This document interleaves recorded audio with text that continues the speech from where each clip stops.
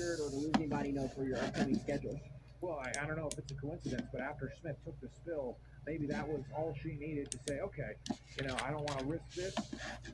As Radford works into the lane, Ellie Taylor, Radford, they do look like they've come out with a bit of fire here in this third quarter. Yeah, and Coach McGuire probably just had to wake him up down in the locker room. He didn't like what he saw. You got to light a fire under the team sometimes. I mean, sometimes, it's easy to come out into a game and be a bit in a lull, and you need people to wake you up. Here is Jamesia Huntley working with it. Now kicks it out to Frazee, who has it far side of the floor. Shot clock winding down. And Frazee, I'm not sure where she was going with that pass. Now here's Ellie Taylor streaking up the middle of the floor, and she lays it in. Joy Williams with the assist. And a timeout called by Concord. And that's going to take us to immediate timeout as Southcott not liking what's happening on the floor right now. So we will step aside as well. 7:05 remaining here. Third quarter, and Radford leading by 18. We're back after this on ESPN Plus and the Radford Radio Network. And we're back. And okay, so the Radford Radio Network. Oh, that gone.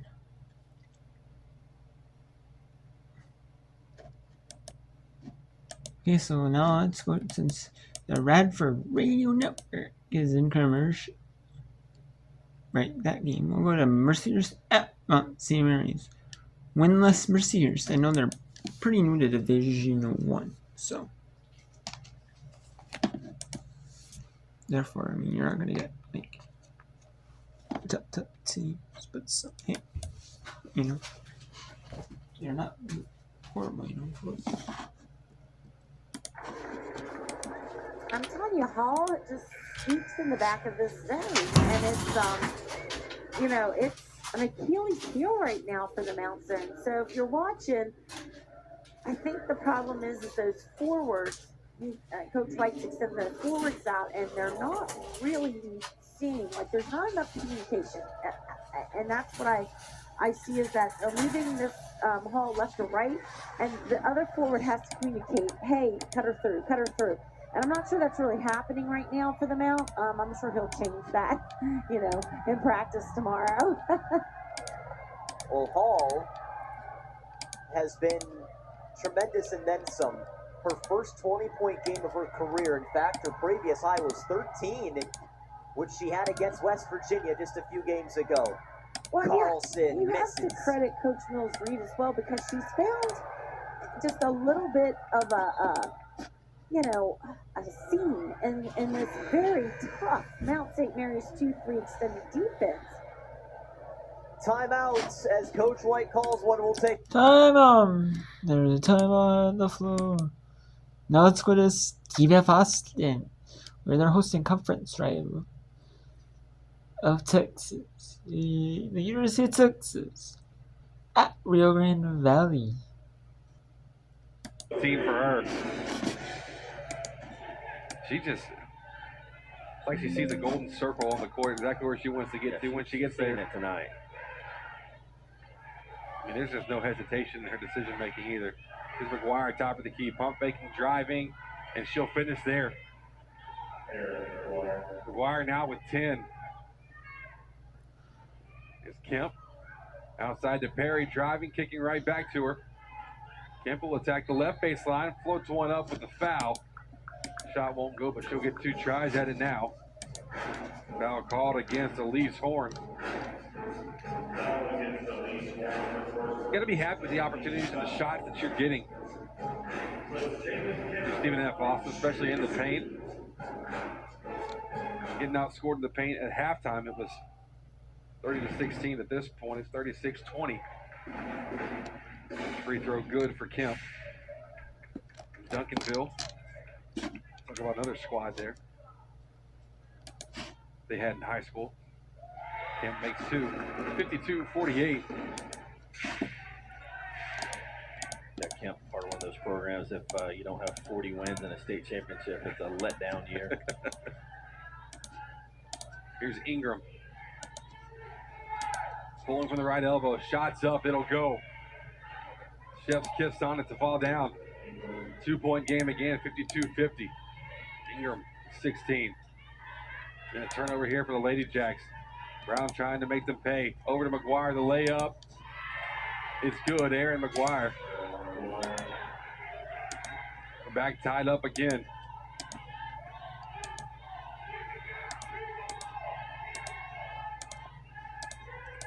8 to tie the ball game. Roseby working down low against Brown. Spinning, doubled, trying to make a wraparound bounce pass. Led too far for Ferrier. Good help defense there from Horn as that caused Roseby just to hurry that pass just a little too soon. Turnover Lady Jacks, their 9th. Here's McGuire. Dribble drive offense. Ingram working on the right side of the court. Pump faking, spinning, floating it up. Wow. Perfect angle inside for Jalea Ingram. Those two guards for Coach Lord, McGuire and Ingram. They're really showing us tonight here and needed to with the loss of O'Keefe. Off the drive, Perry, left side, right hand, no good. And the Vaqueros will come back with it. Here's McGuire, left wing.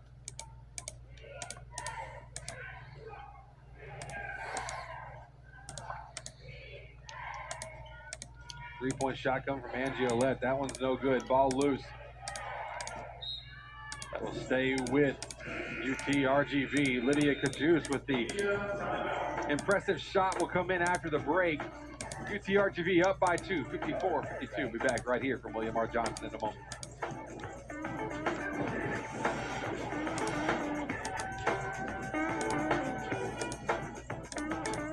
Yeah. Glad we got Jersey Mike's for the game.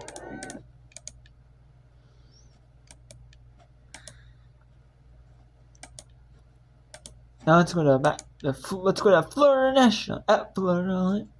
Bryce Carstensen, that's a kicking violation. They'll reset the shot clock to 20. Panthers making a conscious effort to get the ball inside the Collins to start this half. Take a look at their last basket, the fast break. That's where the Owls do their best damage, back and from beyond the arc. Ferrer against Plata. Ferrer gets in the paint. Into the corner, Valero with a 3, no good. Offensive rebound, Collins can't finish. Gets the rebound and scores. No question about it. Rebound on the glass. Big time first rebound. Tied up at 43. Walker kicks out to Plata.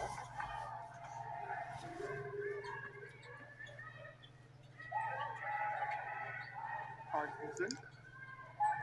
Larry Mendy. 10 to shoot. Plata. Gewertz. Harris Mendy fires a 3. Way off. Rebound Gewertz. 2 to shoot. Carstensen trying to beat the shot clock. Can't. And it's out of bounds for the Panthers. He did beat the shot clock. Couldn't hit the shot. Beat the shot clock. Just a little rush there. And air ball put everything in a scatter situation. Tied at 43 with 5.5 to go here in the third quarter. That's 2 points in the quarter for Florida Atlantic so far. We're starting to see a lot of half-court basketball, Frank. We talked about this in the first half.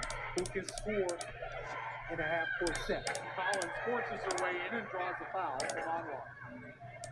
Very much like in the first half. The Panthers are going with the hot hand. Collins looking to get post-ups. They're running sets for her so she can get in the lane area, earns herself another 2 free throws. Second foul on Anwar. Collins 5 of 6 at the line today. She has 9 points.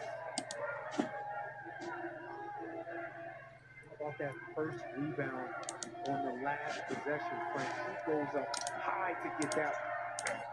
Misses both, but an offensive rebound from Valero. Valero will fire from 3 and hit, and the Panthers have the lead. Love that she keeps shooting the basketball, Frank. She missed one from the other corner, that time in front of the bench, knocks it down. Just her second triple of the year. She was 1 for 10 coming into the game.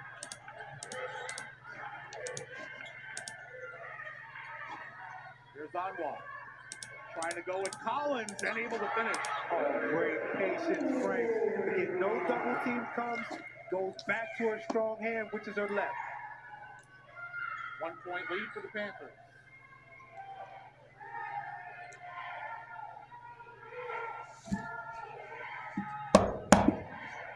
Barrera discussing it with Jessica Burks-Wiley. Atkins gets inside and scores. That first step is super quick. Her first field goal of the second half. She's got 18. Ottawa couldn't handle the long pass. And another turnover. Time. And let's go to some scores. So got some scores. So it's Siena beat Central Connecticut 94-56. We have Vanderbilt, number 13 Vanderbilt. They're up 38-25 at the half. We have Mercy, you have Mountain Series 46-33, Mercy with 4-4. Radford up 62-36 on Concord. In the third quarter, after 3, UAB leads Alcorn State 52-25. National 45 for Florida. Norfolk State 46-37 Kimball. UT River Valley 50-55 Steve Austin. Oklahoma State blown out Tulsa 41-19. Norfolk State 32-25 over East. Lamar with 32-26 in course. That's 46 cents in the quarter. North State East 42-25 with 22 seconds.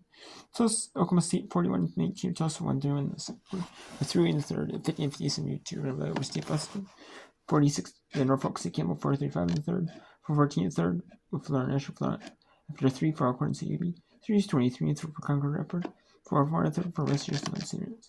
And we have 4:45 in the first for University of Gilbert, non-division 1, at Northern Arizona, 13-0, 4-3-4 in the first. Chicago State at Arizona, 2-31 in the first. Arizona up 21-15.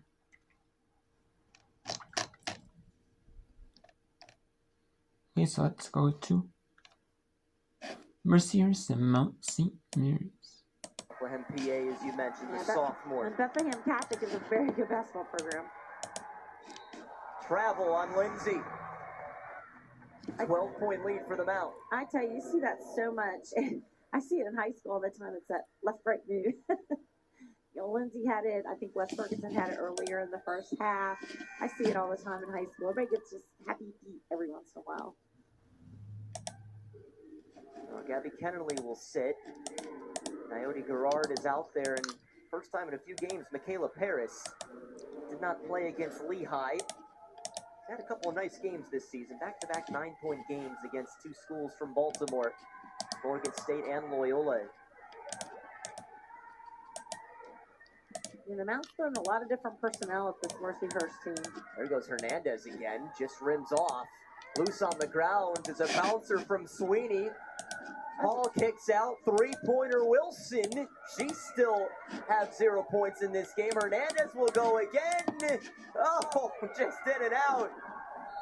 See where this goes. Jump ball. Mercyhurst refusing to quit on that possession. Tough break there for Hernandez. You can see her just going, come on, let it fall. I hit every piece of the rim. But really, the Mount right here is not doing a good job of rebounding. They have got to put bodies on this Mercyhurst team. And I got to tell you, Christian, Sweeney had an excellent pass down low. I don't know if you saw that. It was just a great look pass.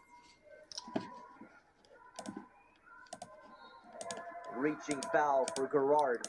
Yeah, she was reaching up here earlier, and I was thinking, ooh, hands off, Naomi, you're going to get one. So I think the ref just finally caught her. Side note, 2 starters for this game from Mercyhurst, Alina Fazzetti and Jenna Van Schaik. 2 players who have had a lot of good moments this season. They both only played 10 minutes in this game. They've been on the bench for really all of this second half. Carlson on the board. So Coach Mills Reed feeling like this is the recipe right now. Carlson, nobody near her, and you better believe she'll hit it. Yeah, I don't think I'd leave her open up there. That's her spot. And you saw that in warm-up. She's taken that. She's very comfortable there. Mount St. Mary's have taken 24 threes in this game. They're shooting almost 50%. They're 11 of 24. Underneath, Hall does it again. 24 4 points. I tell you, Hall is just everywhere, and she's very elusive, and she has a lot of nice smooth moves under there, and she's really wreaking havoc on the backside of this Mountain defense. And I tell you, her teammates find her. Kudos to her teammates because they're finding that kid. Again, this team averages 10 assists per game. They've got 15 in this game, and I believe they're just about all to her. 100%, and she's a finisher. You know, I want to throw Hall the ball. She's going to make it. Oh, Hot Knot is drilling things tonight. 12 points, all from distance. Yeah, Hot Knot just answered, right? She's just an experienced player. She's a good shooter. And now Hernandez wanted the quick trigger. Edmonds rising to meet it.